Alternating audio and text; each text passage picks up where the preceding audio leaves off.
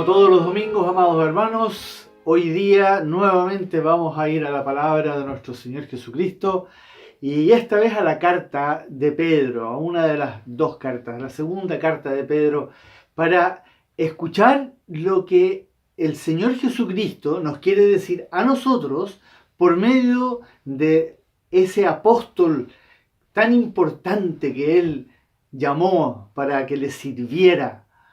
Y esta carta es, junto con la primera carta, son dos cartas absolutamente fundamentales en la lectura del Nuevo Testamento.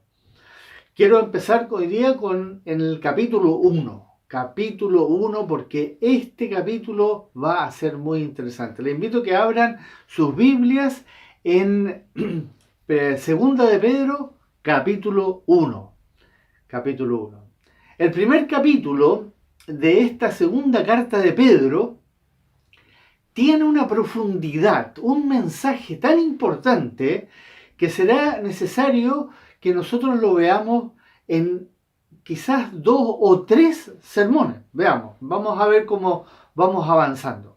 Hoy veremos en esta primera parte solamente estos dos versículos, el versículo 3 y el versículo 4. Estos dos versículos que analizaremos contienen un mensaje de tanta relevancia para nuestra vida cristiana que debemos poner atención a los detalles con los que Él comienza a hablarnos a nuestro Señor Jesucristo a través de su apóstol Pedro. Por eso les quiero invitar que abran sus Biblias y leamos juntos ahí del versículo 1 al versículo 11. Escuchen bien este texto y lean en sus Biblias. Por favor, hagan eso. Simón Pedro, siervo y apóstol de Jesucristo, a los que habéis alcanzado por la justicia de nuestro Dios y Salvador Jesucristo, una fe igualmente preciosa que la nuestra. Gracia y paz os sean multiplicadas en el conocimiento de Dios y de nuestro Señor Jesús. Como todas las cosas que pertenecen a la vida y a la piedad nos han sido dadas por su divino poder, mediante el conocimiento de aquel que nos llamó por su gloria y excelencia, por medio de las cuales nos ha dado preciosas y grandísimas promesas, para que por ellas llegaseis a ser participantes de la naturaleza divina, habiendo huido de la corrupción que hay en el mundo a causa de la concupiscencia. Vosotros también, poniendo toda diligencia por esto mismo, añadid a vuestra fe virtud, a la virtud conocimiento, al conocimiento dominio propio, al dominio propio paciencia, a la paciencia piedad, a la piedad afecto fraternal y al afecto fraternal amor. Porque si estas cosas están en vosotros y abundan, no os dejarán estar ociosos ni sin fruto en cuanto al conocimiento de nuestro Señor Jesucristo. Pero el que no tiene estas cosas tiene la vista muy corta, es ciego, habiendo olvidado la purificación de sus antiguos pecados. Por lo cual, hermanos, tanto más procurad hacer firme vuestra vocación y elección, porque haciendo estas cosas no caeréis jamás, porque de esta manera os será otorgada amplia y generosa entrada en el reino eterno de nuestro Señor y Salvador Jesucristo. Y antes que comencemos, amados hermanos, a desglosar estos dos versículos, les invito a que oremos. Amado Padre Celestial, en este momento inclinamos nuestro rostro delante de tu gloriosa presencia, porque estamos aquí y maravillados por lo que acabamos de escuchar, pero también queremos pedirte en el nombre de Jesús que tú abras nuestro entendimiento, abras nuestros ojos, ilumines, como dice en tu palabra, nuestros ojos espirituales y así nosotros podamos recibir esta verdad, estas verdades que tú dices, estos mandamientos que tú nos declaras aquí. Te lo pedimos, Padre, en el nombre de Jesús. Amén.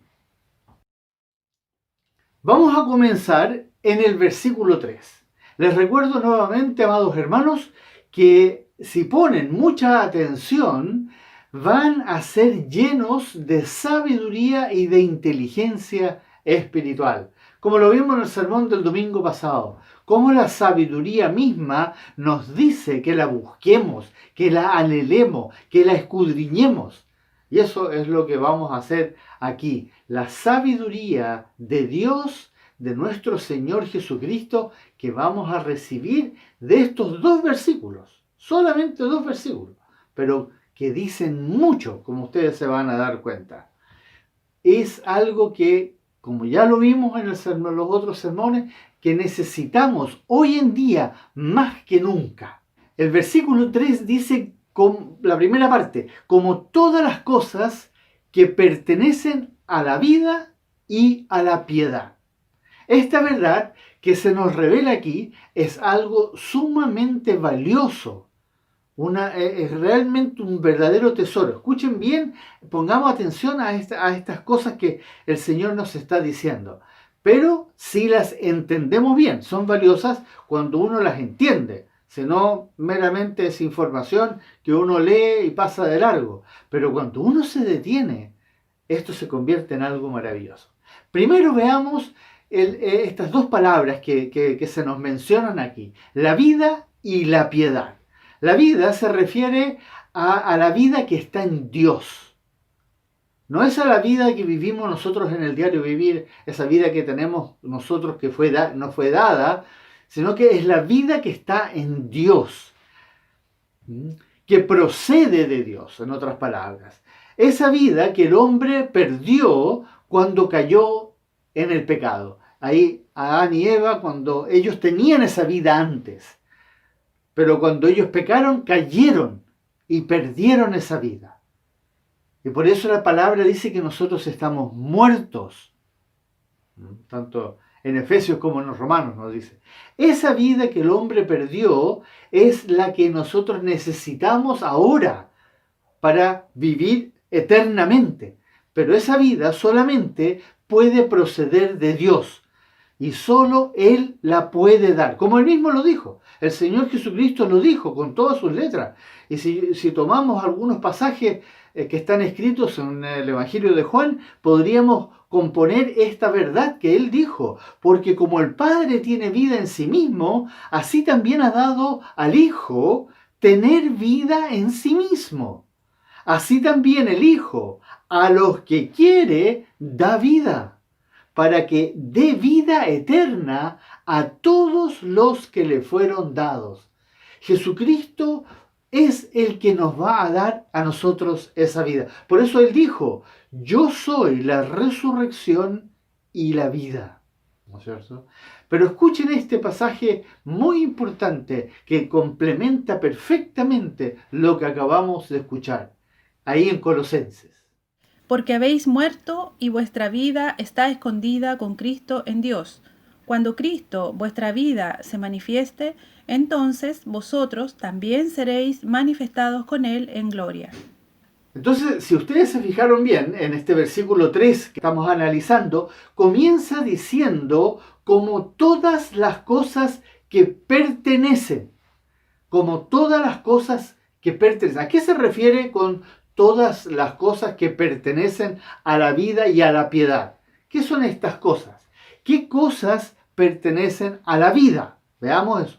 A la vida que está en Dios. ¿Qué pertenece? La redención, la santificación, la salvación, la justificación, la regeneración. En otras palabras, todo lo que necesita suceder en nosotros para que tengamos vida eterna. Para que volvamos a vivir verdaderamente como vivía antes Adán y Eva antes de que pecaran. A esa vida se refiere a esas cosas que tiene la vida que está en Dios, que solamente está en Dios y que Él puede darnos. Él es el único que nos puede salvar, que nos puede regenerar, que nos puede santificar y eventualmente, como dice en Romanos 8, nos va a glorificar. La justificación, la regeneración. Pero también está el otro término, este otro término que es un poco más complejo, la piedad. Una palabra que lamentablemente en el español se desvirtúa un poquitito, sobre todo por el catolicismo, que lo ve más hacia del hombre hacia el hombre. Pero en el griego es una traducción un poco más difícil porque es una palabra compuesta. En griego es eusebia, pero está compuesta por dos partes. Eu, que significa bien, y sebomai, devoto, dedicado, reverente, fervoroso. Y esa combinación está diciendo que la piedad entonces es una actitud en pos de Dios. ¿Entienden eso? Una actitud en pos de Dios. Una forma de vivir, cómo yo vivo delante de Dios, pero para Dios. Por eso cuando Pablo le dice a Timoteo, ejercítate en la piedad, ejercítate en tu vida hacia Dios, cómo vives delante de Él. Y ahora la pregunta sería entonces, bueno, ¿cuáles son las cosas que pertenecen a la piedad? ¿No es cierto? Vimos las cosas que pertenecen a la vida. Ahora, ¿qué es lo que son las cosas que pertenecen a la piedad? El temor hacia Dios. Importantísimo. Lo vimos en el sermón cuando hablamos justamente de Proverbios. La importancia del temor hacia Dios. La adoración en espíritu y en verdad. La vida de oración y búsqueda del reino y su justicia. La santificación, la humillación delante de Dios. Todo eso es parte de la piedad. De esa forma en que yo vivo, pero para Dios. Estas dos cosas, la vida y la piedad, y todo lo que conllevan, no las obtuvimos por ser merecedores. Recordemos que nosotros no merecíamos nada, absolutamente nada. Por lo tanto, es algo que dice aquí que nosotros lo recibimos, pero no porque lo merecíamos o porque nos esforzamos. Más bien, miren lo que dice a continuación. Si ustedes siguen leyendo ahí en el versículo 3, dice, nos han sido dadas por su divino poder. Nos han sido dadas por su divino poder. Nos fueron dadas, nos fueron regaladas. Eso es la gracia. Por gracia recibimos esto. Muchas cosas, la justificación, la regeneración, todo por gracia, la salvación. Pero también la vida y la piedad. Y las cosas que están en la vida y en la piedad nos han sido dadas por su divino poder, por gracia. La vida espiritual, la vida eterna, la gloriosa y sublime vida eterna nos ha sido dada. Así como la piedad, la capacidad de hacer las cosas bien para con Dios. Nosotros no está en nuestra naturaleza, pero Dios nos ha regenerado, nos está transformando y cada vez a medida que vamos profundizando en su palabra, nosotros vamos haciendo las cosas mejor para con Dios. A veces toma mucho tiempo, pero el Señor sabe la condición de cada uno de nosotros. Nos han sido dadas por su divino poder. Nuevamente vemos que todo proviene de Dios. Por eso, el único que merece la gloria, el único que merece la honra, la alabanza, la adoración, es nuestro Señor Jesucristo. Porque si no fuera por Él, nosotros no podríamos hacer nada. Él lo dijo, capítulo 15 de Juan. Separados de mí, nada podéis hacer. Así de categórico. Todo proviene de Él, de su divino poder. Hemos recibido todas las cosas que pertenecen a la vida y a la piedad, pero ahora va a agregar algo muy importante. Miren lo que va a decir a continuación. ¿Cómo continúa el versículo? Mediante el conocimiento de aquel que nos llamó. Mediante el conocimiento de aquel que nos llamó. Entonces, todas las cosas que pertenecen a la vida y a la piedad nos fueron dadas por el poder de Dios mediante el conocimiento de aquel que nos llamó. ¿Se fijan como cuando uno empieza a desglosar un versículo, sobre todo Juan y Pedro y Santiago, ¿para qué decir Pablo? Cada versículo contiene mucha información. Y aquí, ¿cómo nos dio? Mediante el conocimiento de aquel que nos llamó. Ahora la pregunta sería, bueno, ¿quién es el que nos llamó? Dios Padre. Dios Padre es el que nos llamó. Como está escrito ahí en 2 de Timoteo. Escuchen este texto. Quien nos salvó y llamó con llamado santo, no conforme a nuestras obras, sino según el propósito suyo y la gracia que nos fue dada en Cristo Jesús antes de los tiempos de los siglos. Cuando dice mediante el conocimiento de Dios, está diciendo que a medida que vamos adquiriendo el conocimiento de Dios, todas las cosas que pertenecen a la vida y a la piedad van a ir aumentando en nosotros, van a ir creciendo. Por eso habla de que nosotros vamos creciendo espiritualmente. Se van a ir asentando en nuestra alma, en nuestro entendimiento. Por eso el renovar, el leer la palabra, el escuchar la palabra predicada es tan importante porque va asentándose por medio del conocimiento de Dios.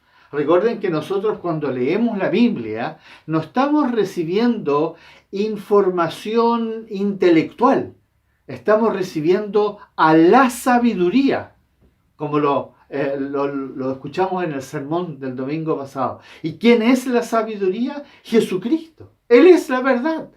Él lo dijo. Y nos vamos conociendo a Él, y en la medida que lo vamos conociendo a Él, las cosas de la vida y de la piedad se van asentando en nosotros, se van a ir manifestando en nuestro andar como cristianos verdaderos. Pero recordemos siempre, amados hermanos, que el conocimiento de Dios no va a llegar a nosotros por osmosis, sino que va a ser algo, no es que Dios lo vaya a inyectar en nosotros. Lo podría hacer, pero no es la forma en que lo hace. Jesucristo, cuando tomó a sus discípulos, durante 3 años los instruyó. 3 años y medio, 24/7, estuvo con ellos, instruyéndoles, enseñándoles, repitiéndoselo una y otra vez. Equivale a 14 años de ir a la universidad. Saquen la cuenta. Fue una sesión muy intensa. En 3 años y medio los preparó para un ministerio que iba a durar durante el resto de sus vidas.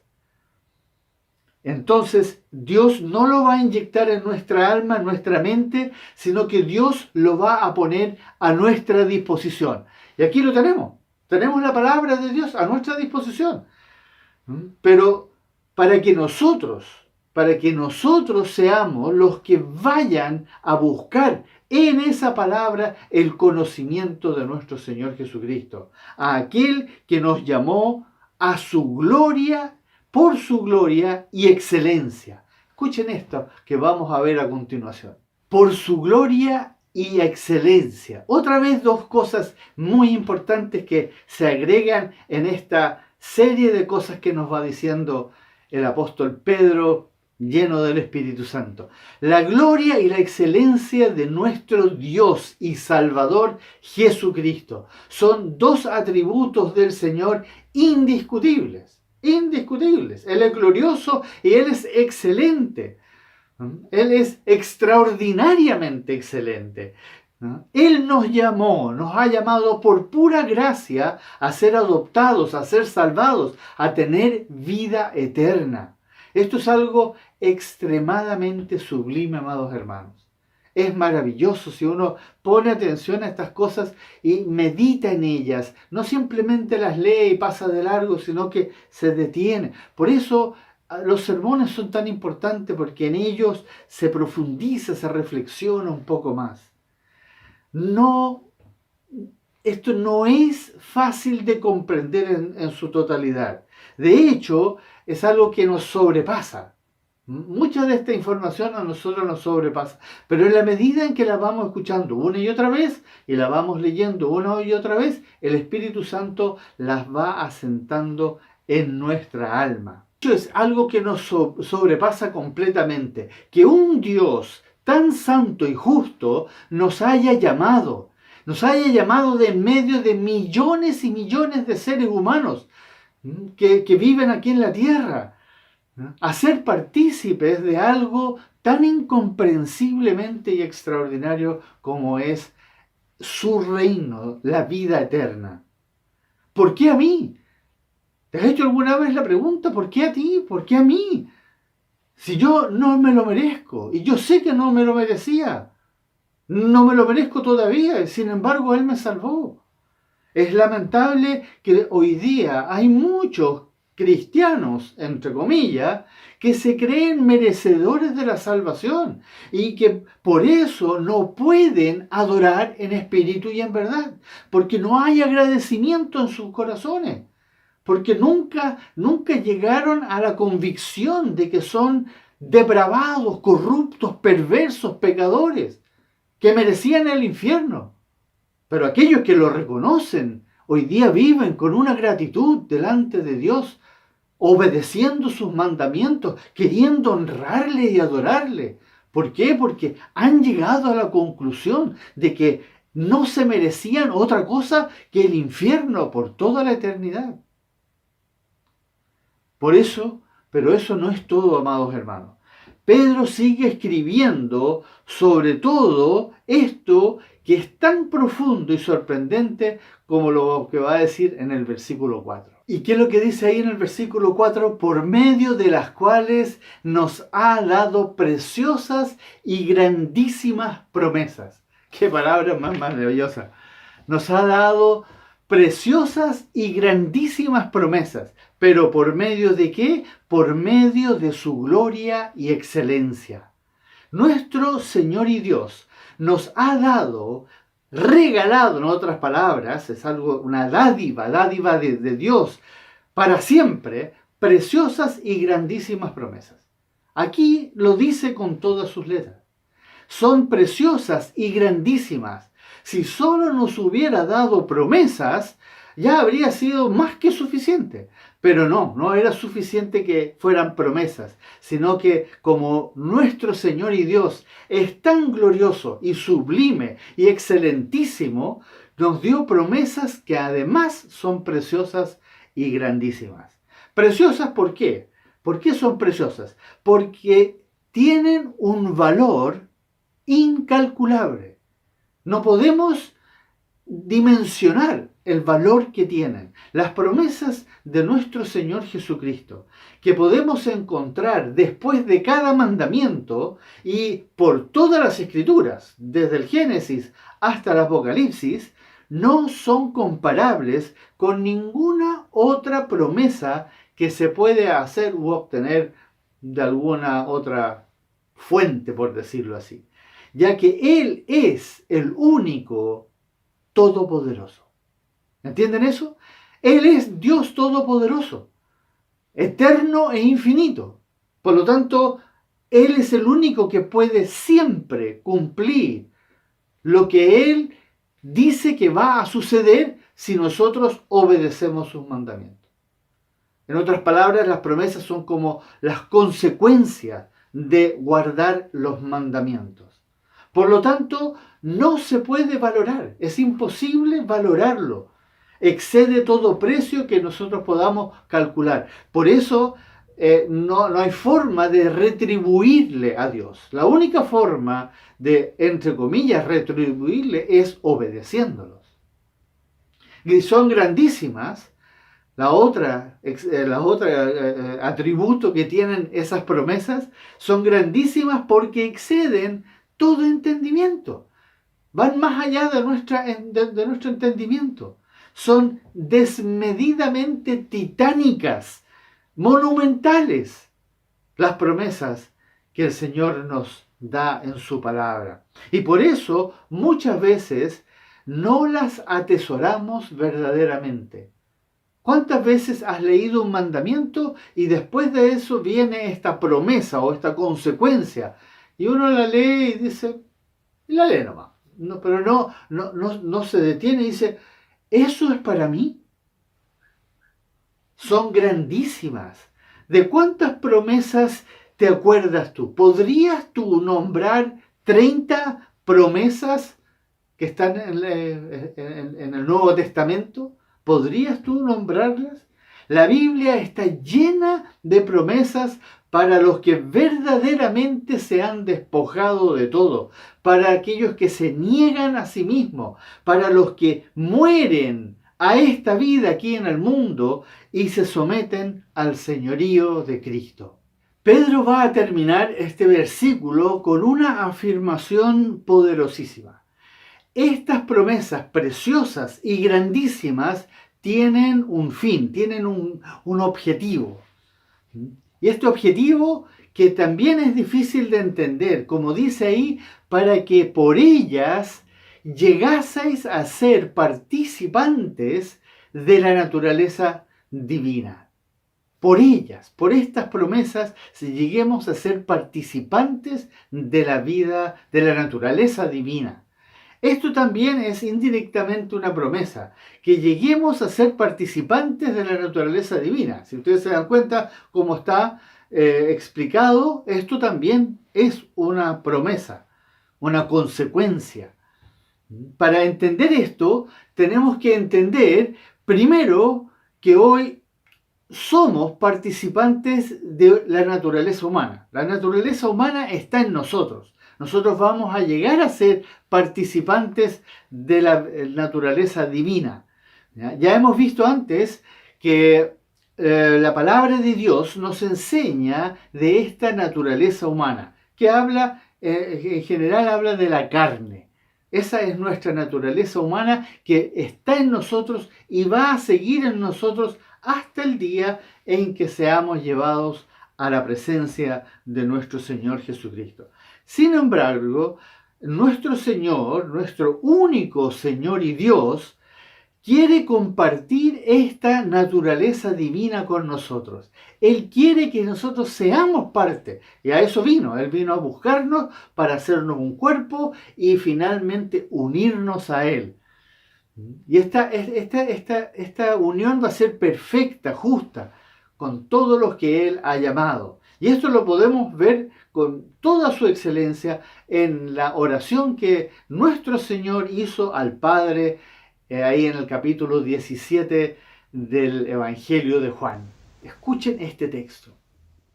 Mas no ruego solamente por estos, sino también por los que han de creer en mí, por la palabra de ellos, para que todos sean uno, como tú, oh Padre, en mí y yo en ti, que también ellos sean uno en nosotros, para que el mundo crea que tú me enviaste. Esta naturaleza divina nos llega cuando somos nacidos de nuevo. Como lo dijo el Señor, ahí en Juan capítulo 3, como ustedes ven, lo que es nacido de la carne, carne es. Y lo que es nacido del Espíritu, Espíritu es. Y si quieren saber más con respecto a esto, vean lo que dice en Romanos capítulo 8. Ahí pueden buscar más información al respecto. Esto se hará patente, en otras palabras, se convertirá en frutos de justicia. Cuando la naturaleza divina empiece a crecer en nosotros, vamos a comenzar a llevar frutos de justicia. Cuando hayamos obedecido lo que dice aquí justamente al final del versículo 4. Miren lo que dice ahí. Habiendo huido de la corrupción que hay en el mundo a causa de las concupiscencias. Cuando dice habiendo huido, con eso quiere decir que has tomado la decisión voluntaria y personal de alejarte, de escapar, de negarte a ti mismo. A eso se refiere con huir, de esforzarte, aunque tengas que ir a una lucha de oración y hasta las lágrimas, de estar rogando al Padre en el nombre de Jesucristo, con súplicas, con ruego, esforzándote cada día de huir de la corrupción, de todo lo que el mundo está haciendo, generando alrededor nuestro. Y hay que huir de eso, hermanos. No exponerse, huir, escapar, como lo dice ahí tan claramente. Todas esas cosas que van totalmente en contra de la voluntad de Dios. La corrupción que hay en el mundo, que lamentablemente a nosotros antes nos gustaba mucho. Y todavía tenemos un dejo en nosotros, por nuestra naturaleza humana, de querer hacer algunas de esas cosas. Hay algunas que nos atraen mucho y por eso no podemos considerarnos libres completamente. No, necesitamos, como dije antes, orar, buscar a Dios y pedir que nos ayude. Estas concupiscencias, conocidas también como lujuria, perversidad moral y sexual, vicios, ha llevado al hombre a corromper todo el mundo. Y nosotros éramos partícipes antes porque practicábamos el pecado, pero ahora hemos sido redimidos de la esclavitud del pecado. Por lo tanto, todo cristiano va a caer en pecado de vez en cuando, pero no practica el pecado. Por lo tanto, no participamos de esta generación de la corrupción que hay en el mundo. Y con corrupción está refiriéndose a todo lo que el hombre natural hace, lo que viene de las tinieblas, del error, de la mentira, del engaño. Y ahí Jesús fue bien claro porque habló de ese padre de aquellos que todavía están en tinieblas. Y como lo dijo en el capítulo 8 del Evangelio de Juan, el padre de mentiras. Y se está refiriendo al diablo. El diablo está encargado de guiar a la humanidad, a los moradores de la tierra, aquellos que no han sido salvados todavía por sendas de perversidad y de lujuria. ¿Cuáles son estas corrupciones? Todo lo que el hombre ha inventado y fabricado para sus propios deleites y placeres de su naturaleza humana. Y ahí uno podría hablar de 4 grandes áreas. La primera son las artes. Las artes han sido una herramienta terrible para desvirtuar todo lo que es la santidad delante de Dios.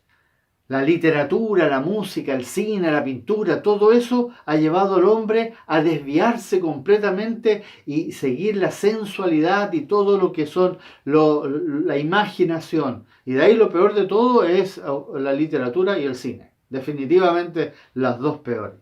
Segundo, los deportes. Los deportes comenzaron siendo algo para el ejercicio físico y hoy día ya se desvirtuó completamente. Ver un partido de fútbol, las personas dejan de ser racionales completamente. Y así con muchos otros deportes. Y lo que genera en el ser humano hoy en día, el desenfreno que genera, la adrenalina, nos convertimos casi en animales. Las cosas, el tercero sería las cosas materiales, todo lo que el hombre ha generado para satisfacer la codicia y la envidia, la competencia. ¿No? Yo tengo más, yo tengo esto, tú, ¿no? Mejor que lo tuyo, todo lo material. Y cuarto está lo que la palabra dice, la vanagloria de la vida, los títulos, las profesiones, la política, la autoridad, la jerarquía humana, la vanagloria. ¿Quién es más famoso? Y para eso la primera carta de Juan es extraordinaria, porque ahí lo dice con todas sus letras. Ahí en el capítulo 2, miren lo que dice, escuchen esto. No améis al mundo ni las cosas que están en el mundo.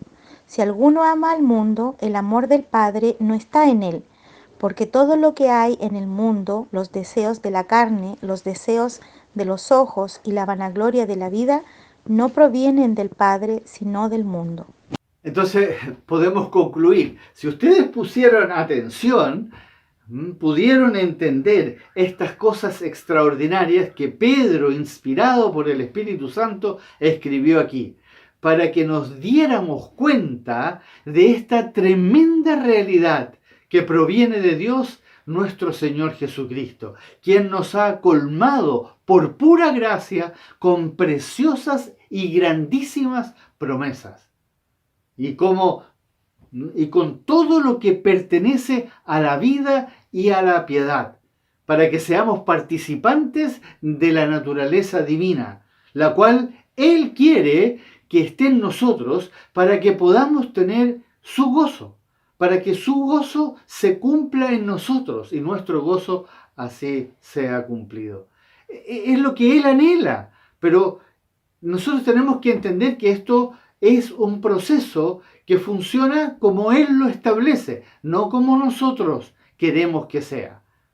Y aquí nos dice con todas sus letras que todas las cosas que le pertenecen a la vida y a la piedad nos son dadas.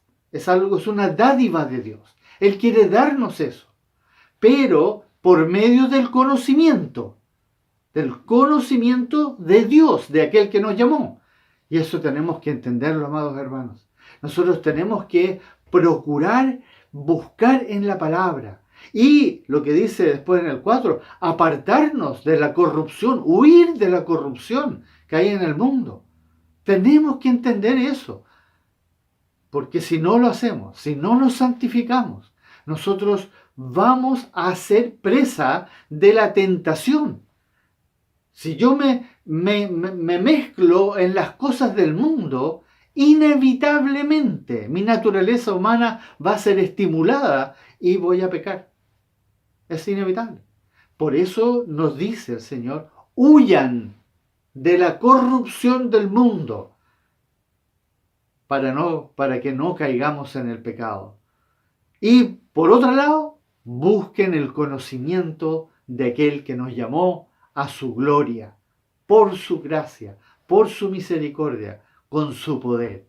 Hermanos amados, tenemos algo delante de nosotros que nosotros no podemos dimensionar. Yo lo entiendo, yo sé que es así.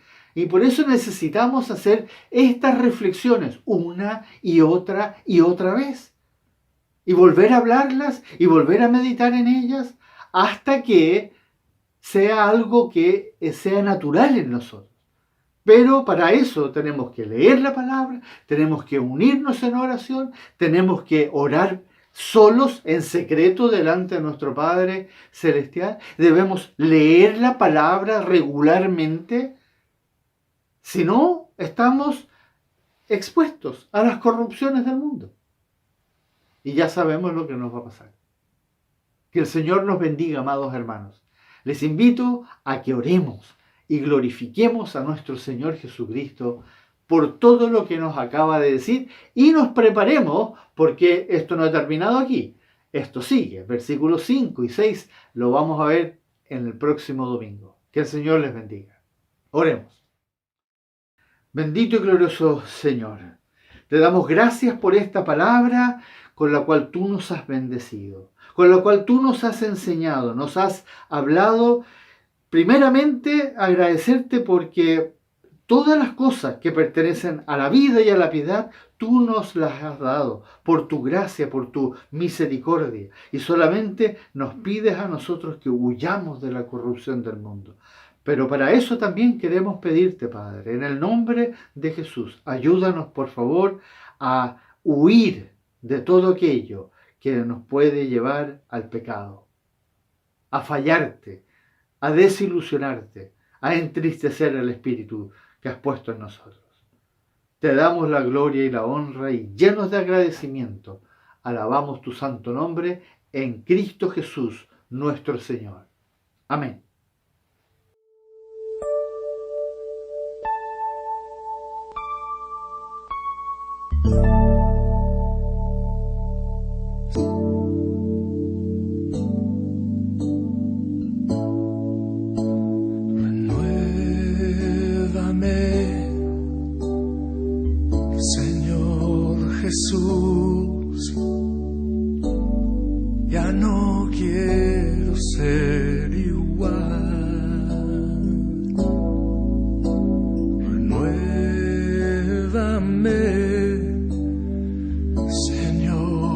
Jesús,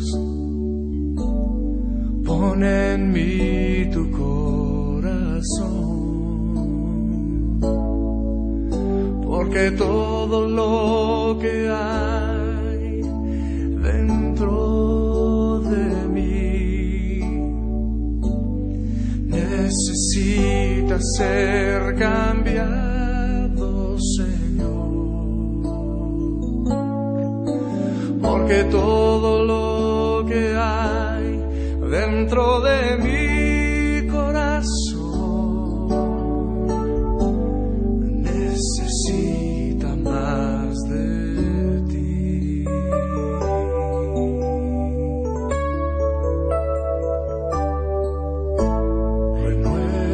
Renuévame, Señor Jesús, ya no quiero ser igual.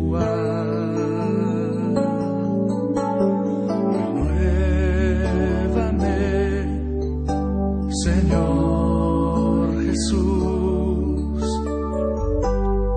pon en mí tu corazón, porque todo lo que hay dentro de mí necesita ser cambiado, Señor, porque todo lo que hay dentro de mi corazón necesita más de ti, porque todo lo que hay dentro de mí necesita ser cambiado, Señor, porque todo lo que hay dentro de mi corazón necesita más de ti, necesita más de ti.